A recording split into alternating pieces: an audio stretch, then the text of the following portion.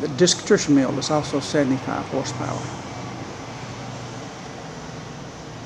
Back of the disc attrition mill, where it receives a fine grind, it discharges from there, goes through a T. We can branch off of that T and go to a sample box right there with a screen in it, or we can recirculate back into the tank. And that's just a little test apparatus that we set up for the purpose of grinding things up and testing for the customer. This disc attrition mill, inside you can locate a number of different stator rotor configurations to do most anything you need to do. Configure it as a extremely fine grinder.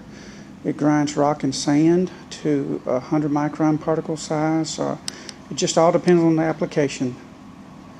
We configure each one for the customer's needs. This is the hydraulic power unit that actually motivates the hydraulic cylinder on top of that machine.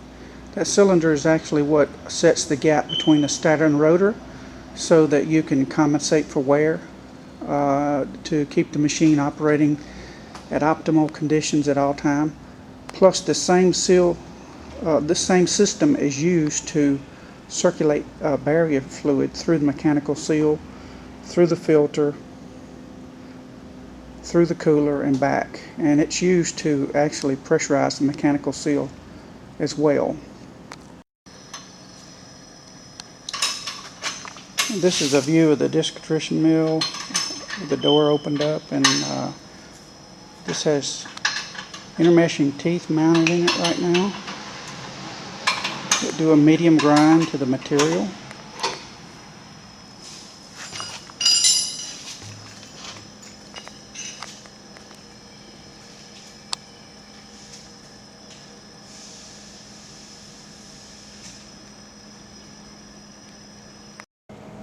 Today we're going to run the machine and process some typical biofuels materials. This is hay that will simulate switchgrass. This is just chips of rubber,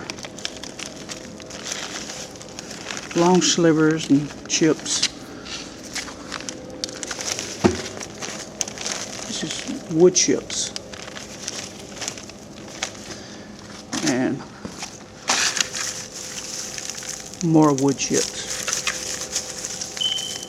This is the kind of stuff we're just going to throw in all at once and see what kind of particle size we can produce and catch on this screen.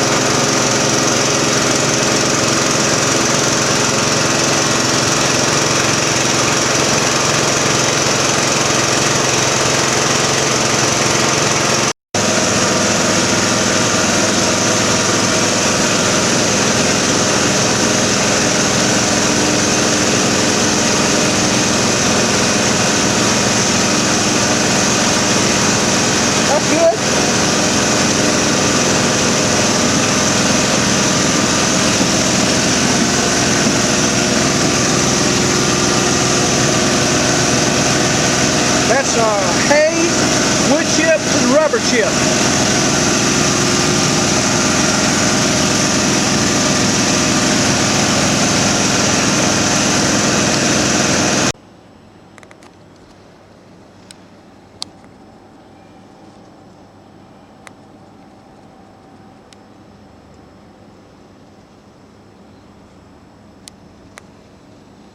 That's the fine grinding stator.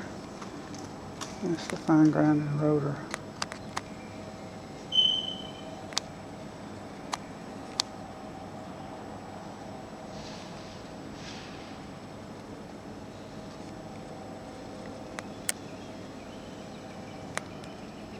Okay.